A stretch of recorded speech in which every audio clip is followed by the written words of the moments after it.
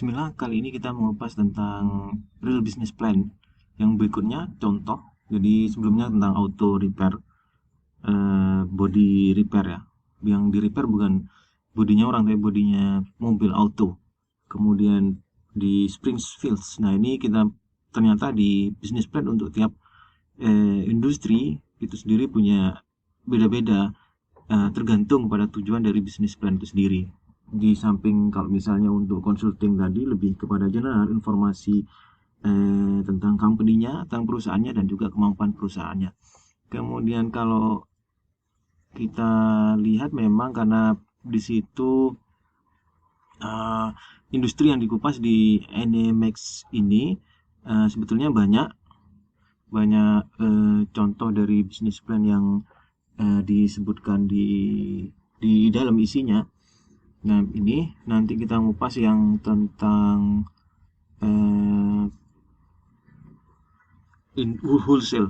Jadi wholesale, jadi toko-toko grosir misalnya untuk atau toko yang menjual produk-produk bukan consumer good ya. Kalau yang key circle tadi yang lebih kepada consumer good, yang di atasnya pernah mengupas tentang key circle, circle key, circle bundar K gitu ya, circle K.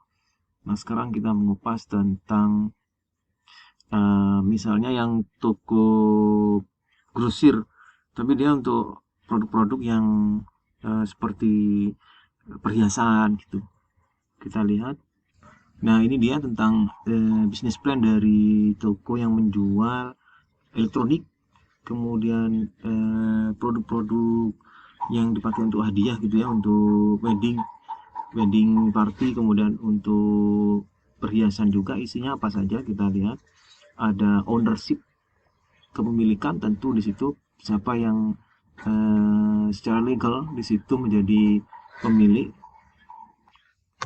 Kemudian di situ juga setelah ownership adalah manajemennya, tentu business description sama dengan yang sebelumnya, memaparkan briefly tentang deskripsi bisnis itu sendiri, kemudian home base-nya di mana atau lokasinya, marketing plan, ada strength analysis punya SWOT, ini mail order program, kemudian map target area misalnya di mana saja targetnya, kemudian advertising, kemudian open house-nya, kemudian employee populasi di situ menjadi penting untuk memahami lebih rinci terhadap target marketnya.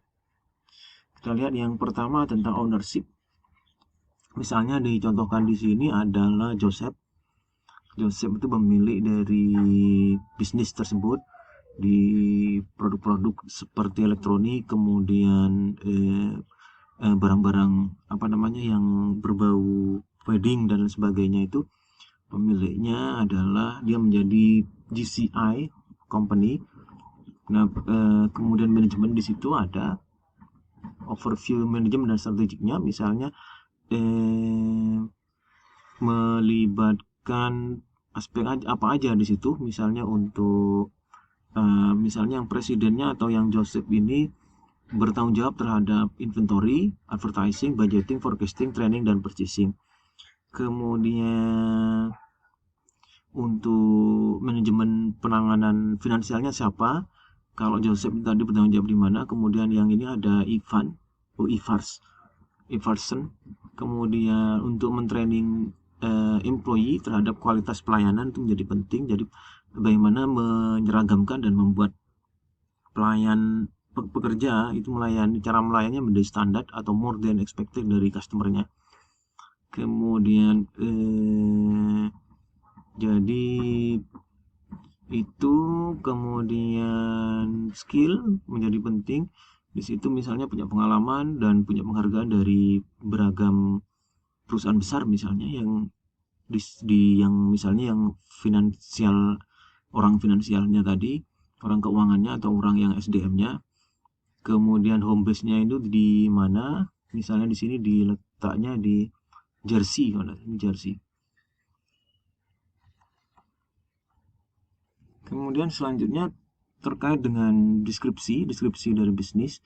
Misalnya itu menyangkut kategori, apakah itu menyangkut grosirnya, kemudian direct sales, Dan mail order juga bisa, misalnya karena ini belum pandemik dulu, case-nya agak lama. Kalau yang baru mungkin lebih ke dia di apa namanya online order juga bisa gitu ya, direct sales dan grosir. Misalnya yang pertama tentang grosirnya, dropship, terus general katalog, kemudian direct mail, ada promosi katalognya, kemudian pre-sold product, ini rock merchandise, ini misalnya untuk produk-produk yang limited, kemudian yang premium biasanya dia menawarkan sebelumnya ada pre-sold product dan lain sebagainya, ada katalog shopping centernya di situ.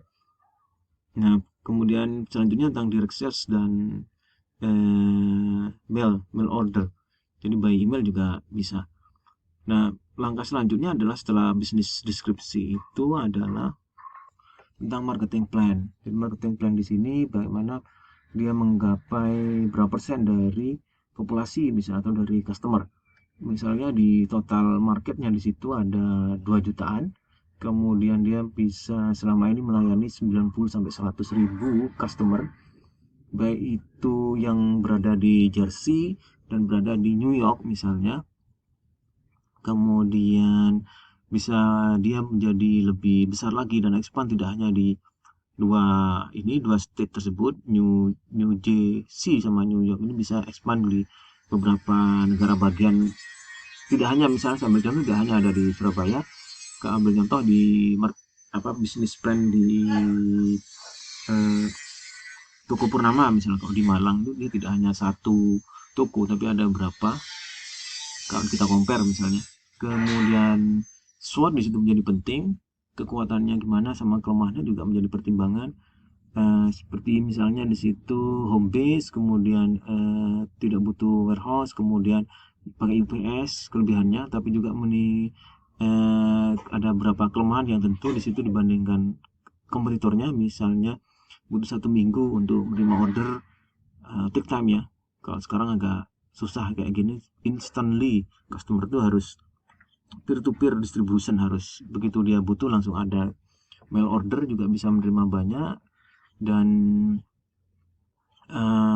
ini adalah jumlah ini namanya jumlah apa namanya jumlah sirkular dan lain sebagainya, itu totalnya mail ordernya, party plan dan sebagainya. Ini apa namanya di program-program yang ada di store-nya.